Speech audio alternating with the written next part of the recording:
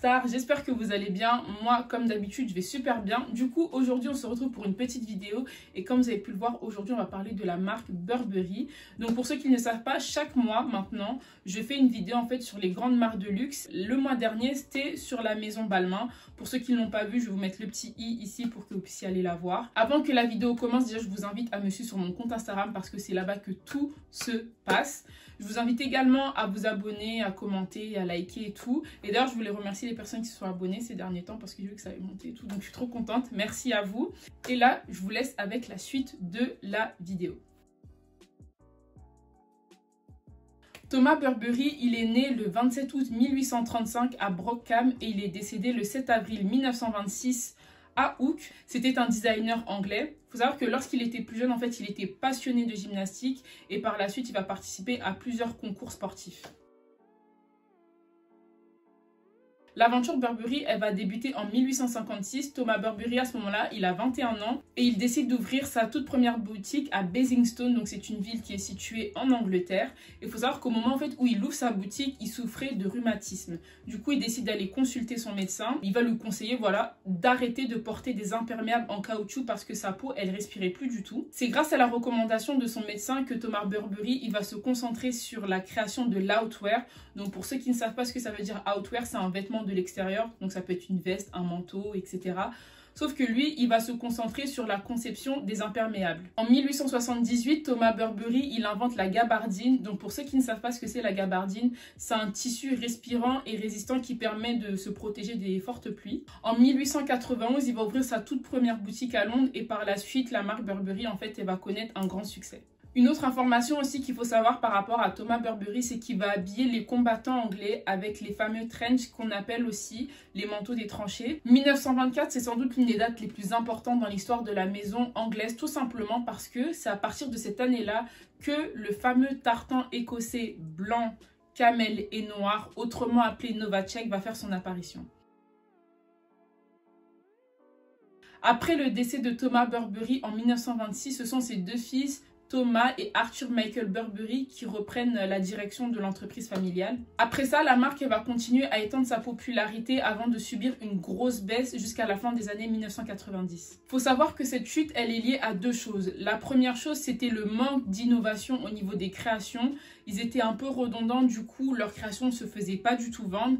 Et la deuxième chose, c'était le fait que les rappeurs, à l'époque, ils portaient beaucoup la casquette Novacek. Et à cause de ça, la marque, elle a perdu en popularité, mais elle a aussi perdu des clients très importants. Et du coup, pour remédier à tout ça, la marque, elle a décidé de retirer la casquette de la vente. En 2001, c'est Christopher Bailey, un styliste anglais qui devient le nouveau directeur artistique de la maison Burberry. Christopher Bailey, il va réussir à redéfinir l'image et l'identité de la marque en modernisant ses créations. Et il faut savoir que c'est vraiment lui qui a relancé la tendance des trend coats parce qu'il faut savoir qu'à l'époque, c'était devenu très démodé et aujourd'hui, on peut le voir partout, que ce soit sur Instagram, sur Pinterest ou même sur plusieurs sites. Et puis, c'est aussi un vêtement qui est très bien pour les mi-saisons. Là, par exemple, on est presque mi-mars.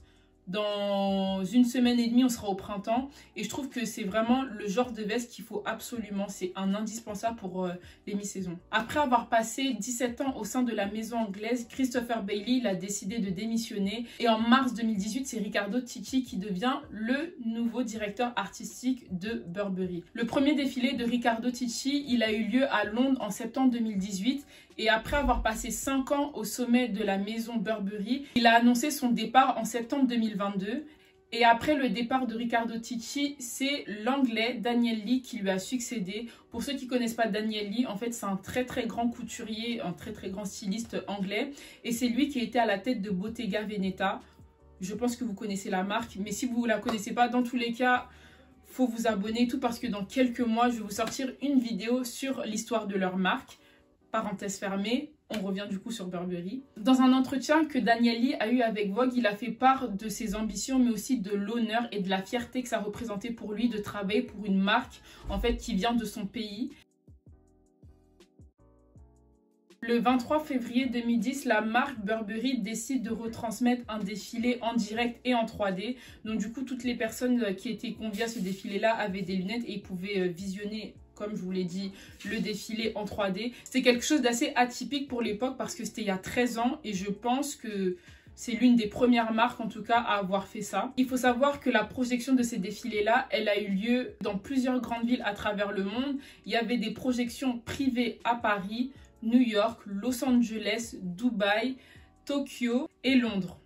Et le fait d'avoir organisé ces projections privées, ça permettait aux personnes qui n'étaient pas capables de se déplacer à Londres à ce moment-là, de pouvoir visionner les défilés à partir de chez eux. Un autre moment très emblématique dans l'histoire de la maison Givenchy, c'est le dernier défilé de Christopher Bailey. C'était un défilé qui était très coloré, avec beaucoup de créations quand même assez originales. Et ça sort un peu aussi des codes de la maison Burberry.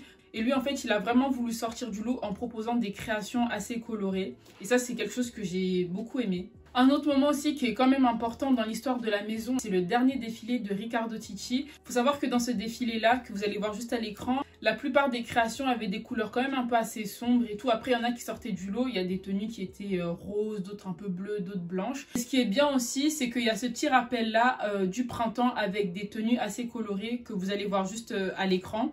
Voilà, c'est des tenues jaunes, des tenues bleues. Et c'est vraiment des couleurs qui correspondent au printemps. Et aussi, une autre collection que j'ai beaucoup aimée de la part de Burberry, c'est du coup la collection automne 2023. Ce que j'ai beaucoup aimé dans cette collection, c'est les couleurs, parce qu'il utilise des tons qu'on porte habituellement en automne, c'est-à-dire le violet, le rouge, le jaune un peu moutarde et le marron. Voilà, c'est des couleurs en tout cas que beaucoup de personnes ont l'habitude de porter en automne. Et quelque chose aussi qui m'a quand même assez surprise, c'est les looks oversize. Comme je l'ai dit auparavant, Burberry, c'est une marque anglaise. Et le trench coat, en fait, c'est un vêtement qui est quand même assez structuré. Et le fait de voir, on va dire, voilà, des pièces, comme vous allez le voir à l'écran, oversize et tout, ça casse un peu. Les looks mis en place pour la collection automne 2023, ils correspondent totalement au code du coup qui est à l'heure actuelle partout sur les réseaux sociaux. Vous pouvez voir que il y a beaucoup de gens qui mettent du oversize parce qu'on se sent bien, on est à l'aise à l'intérieur. Moi-même, j'aime beaucoup le oversize. En créant des pièces oversize, en fait, il attire plus de monde et il y a beaucoup plus de personnes, en tout cas, qui voudront acheter ces créations-là. Voilà les superstars, j'espère que cette vidéo, elle vous aura plu. Moi, comme d'habitude, c'est toujours un plaisir de vous tourner des vidéos.